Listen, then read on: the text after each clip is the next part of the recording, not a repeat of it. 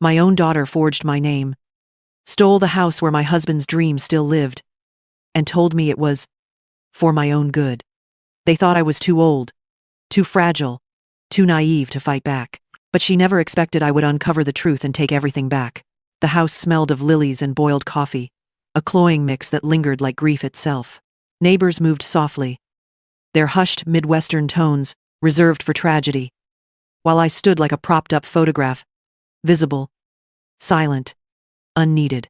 Robert's jacket hung by the back door. I kept thinking, ask him to put it away, then remembered he was gone. The pastor had left. The casserole brigade swapped lids in the kitchen, and Oak Park's winter light fell flat against the windows, merciless. Josie, my eldest, orchestrated the morning like a deposition, clipboard in hand, Bluetooth bud in ear. She herded guests, with a stage manager's precision. "Mom, sit," she said, guiding me to the couch as if I were frail. Her voice blended care with control.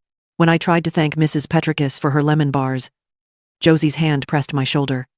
"You're too emotional." "I've got it." Grant drifted like a ghost, his phone glowing at intervals. "Sorry, Mom," he said, catching my gaze. "Production deploy. 10 minutes.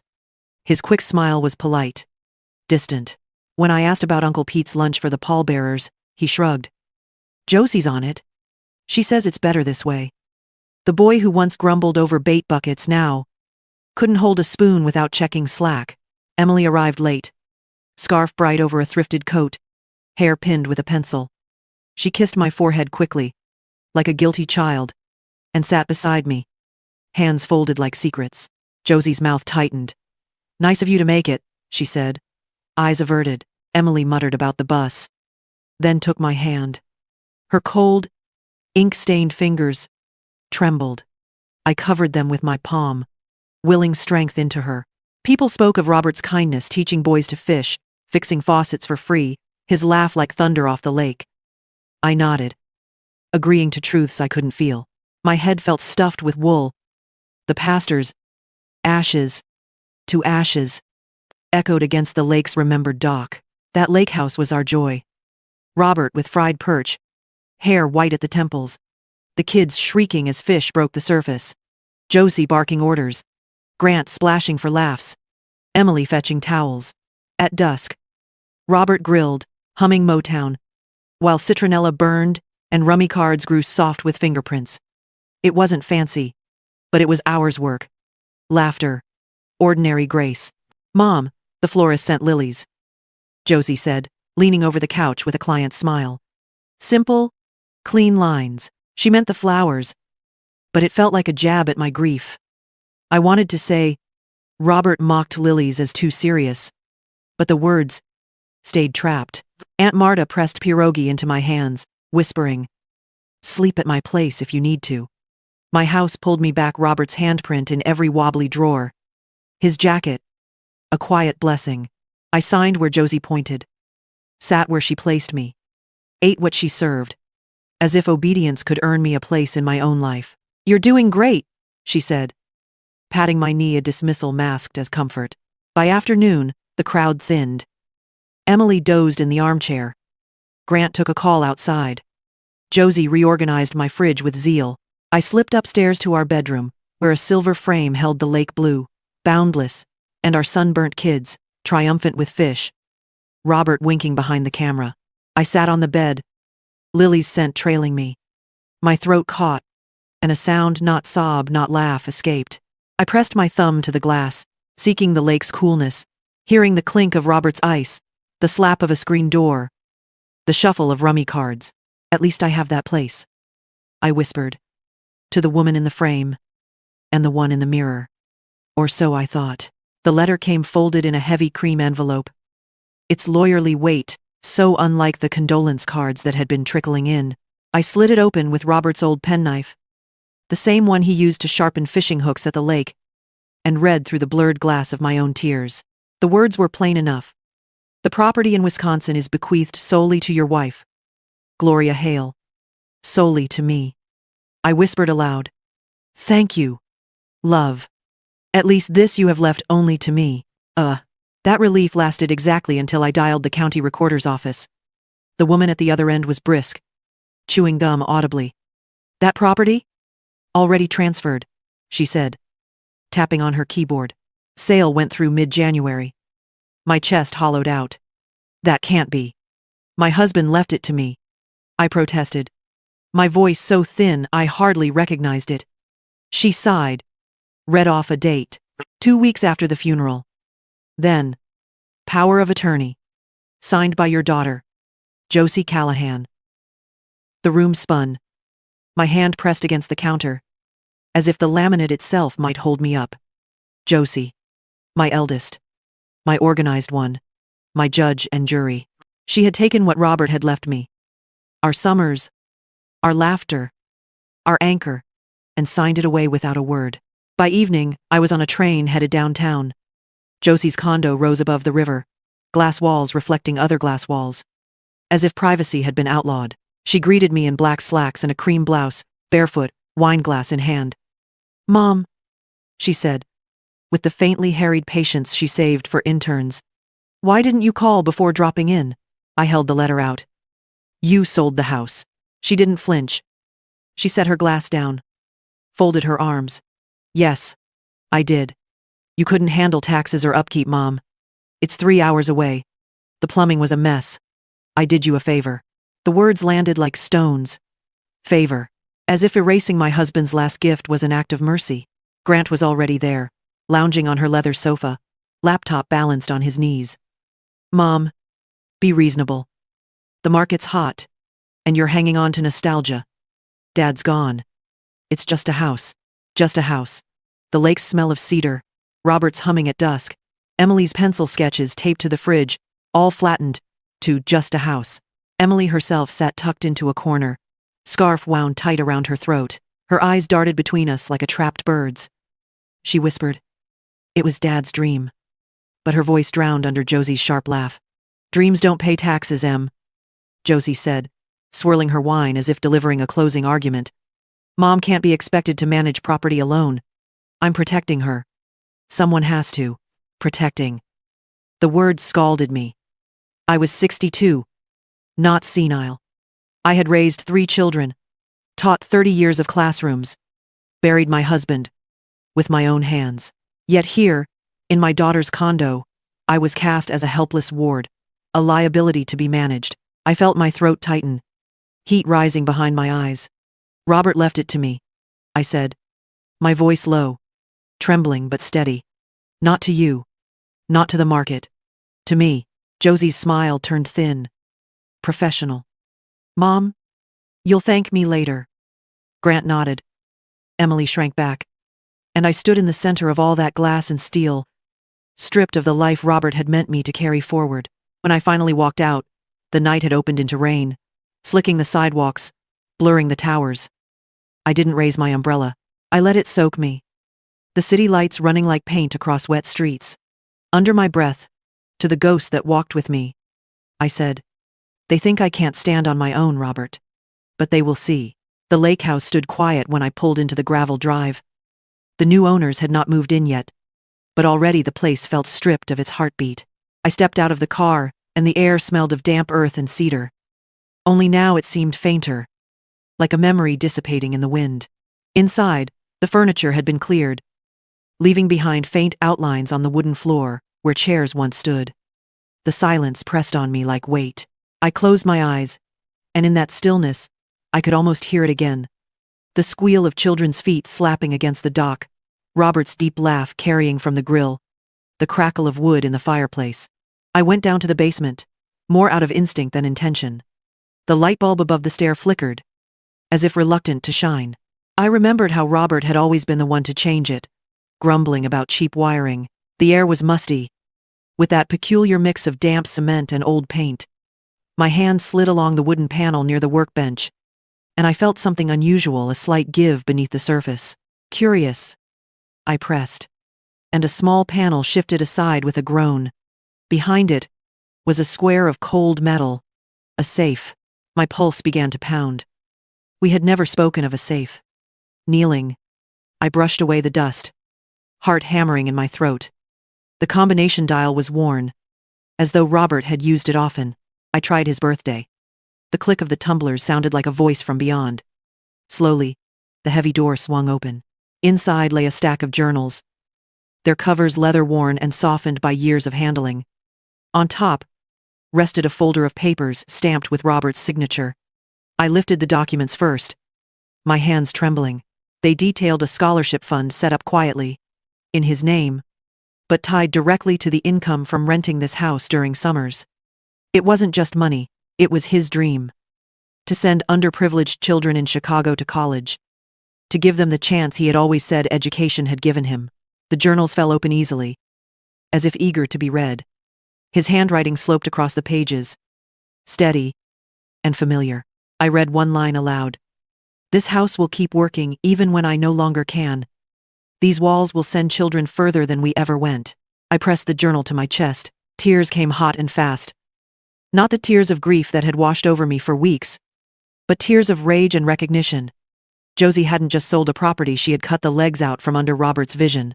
My husband had planned for a legacy, and his own daughter had jeopardized it, in the name of practicality. I sat there in the cold basement until the shadows lengthened, the words burning themselves into my mind.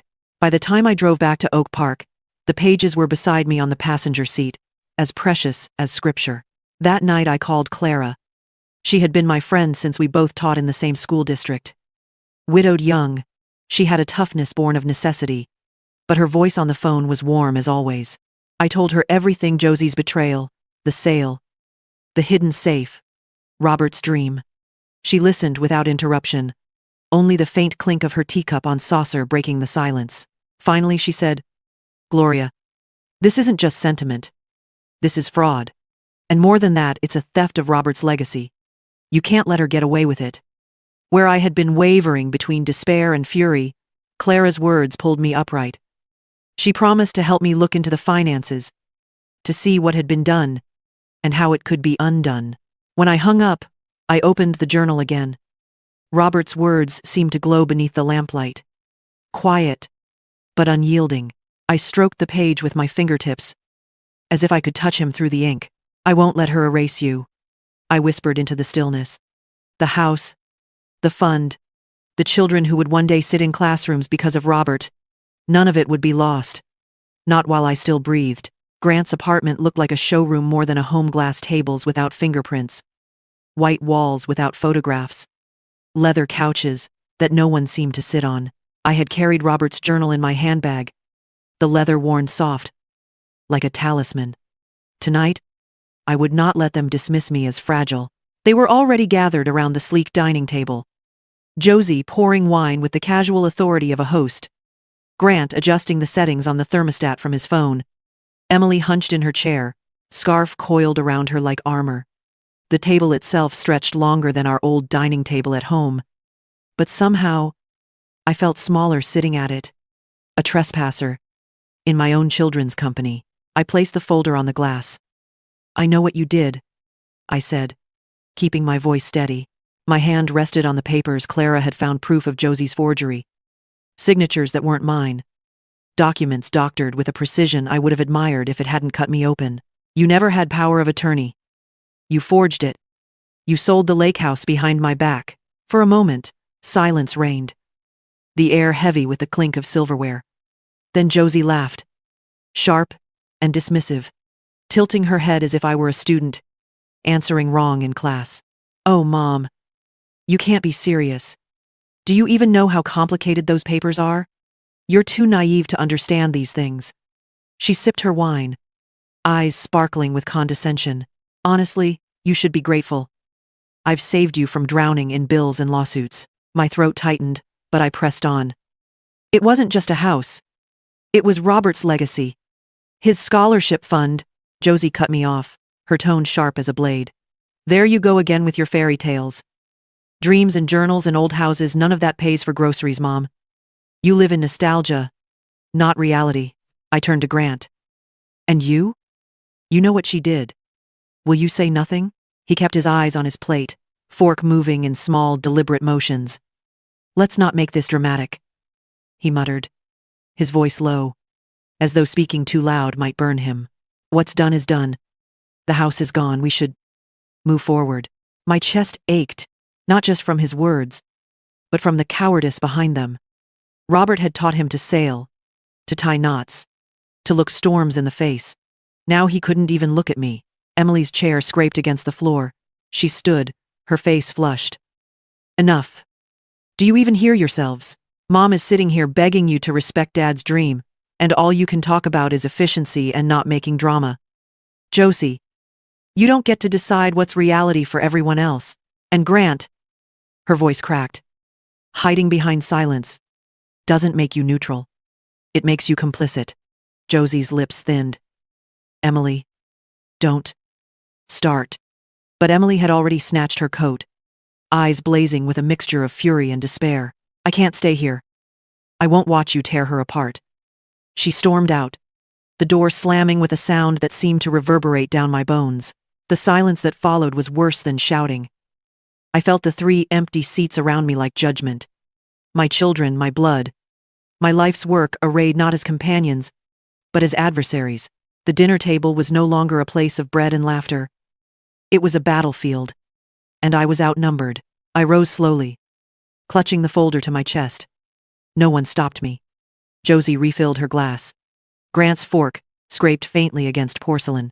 Their indifference cut deeper than hostility. By the time I reached my car, the night air was sharp. I sat gripping the steering wheel, tears sliding hot and unrestrained. Decades of sacrifice suddenly seemed meaningless. They did not see me. They did not respect me. They did not even need me. At home, I sank into the armchair where Robert once read the newspaper, the journal heavy in my lap. I flipped it open with shaking hands. And there, in his neat, patient handwriting, I read the line again. You're stronger than you know. The words lit through me like a match struck in the dark. My hands gripped the journal as if it were a weapon, as if Robert himself had placed it in my grasp. I whispered into the silence. They think I am finished, but they don't know me yet. The lawyer's office was small, tucked between a laundromat and a shuttered bookstore on the west side of Chicago. The carpet smelled faintly of dust and coffee, and the fluorescent light buzzed like an anxious bee. It was not the kind of place Josie would have stepped into willingly. And yet, as I sat across from the young attorney, Clara had found Michael Hayes. With sleeves rolled up and glasses slipping down his nose, I felt something unfamiliar. The beginnings of hope. He had read every page Clara and I had collected. The forged power of attorney. The rushed sale.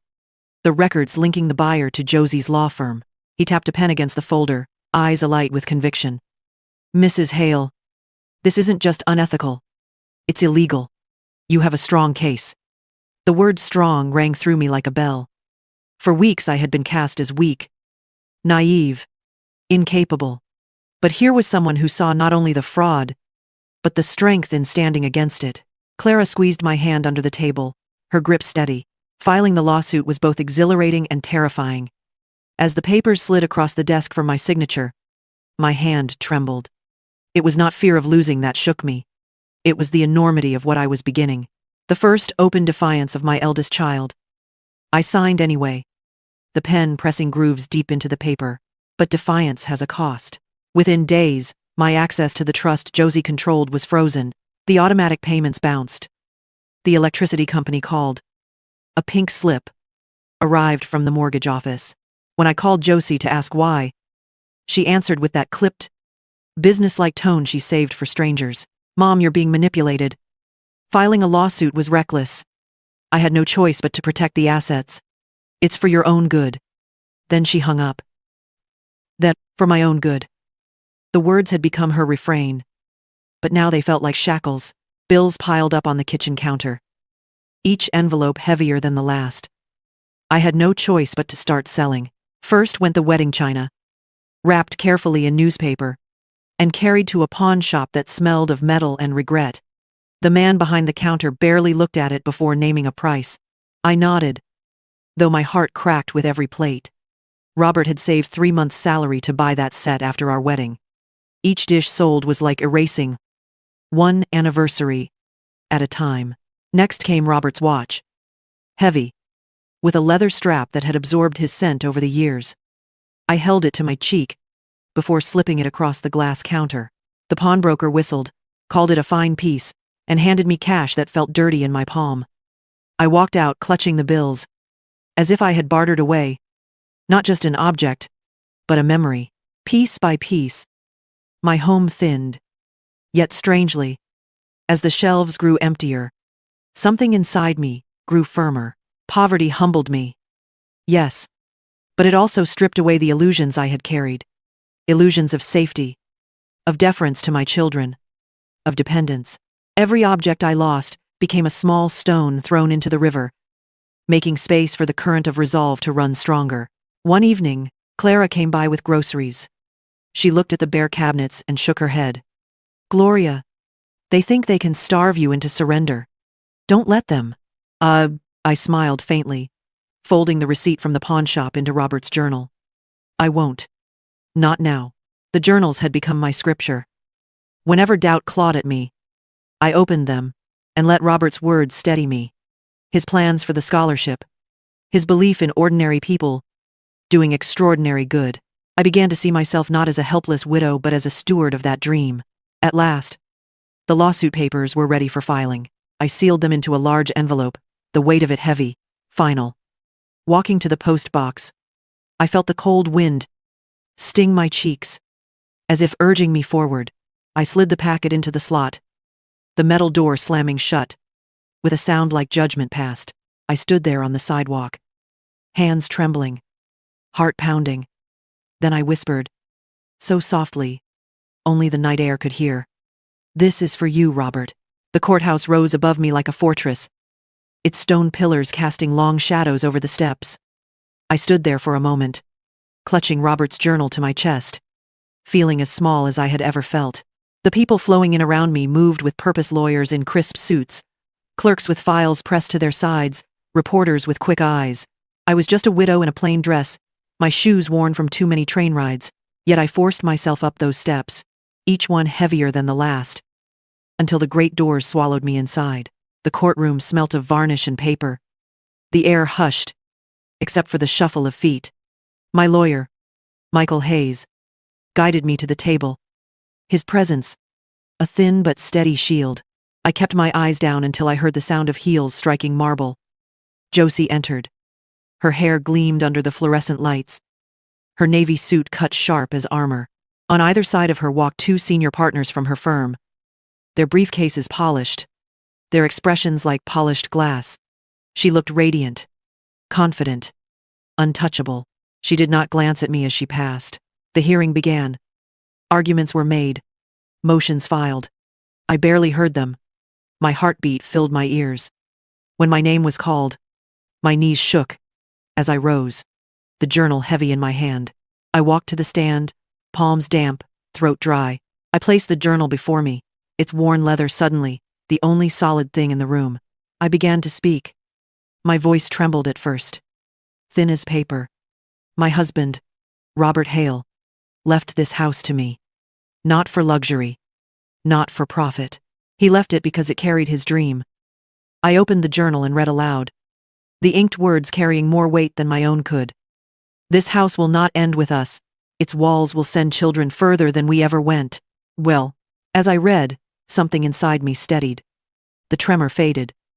I spoke of Robert's vision, the scholarship fund tied to the lake house, the way he believed education could lift children out of poverty. I told them of my own sacrifices, years of sewing by lamplight to save money, putting my children's needs before my own, enduring their dismissals in silence. And then I spoke of betrayal, how my eldest had taken his legacy, signed away my rights, and told me it was for my own good. My voice cracked then, but I did not stop. When I finally looked up, the courtroom was changed. Emily sat in the back, tears running down her face, her scarf clutched in her lap like a handkerchief. She wept openly, no longer hiding her heart. Grant sat stiff, shoulders hunched, eyes fixed on the floor. I saw guilt etched across his face, the guilt of a man who had chosen silence over truth. The opposing counsel rose, sharp in tone, but under questioning Josie's composure began to fray.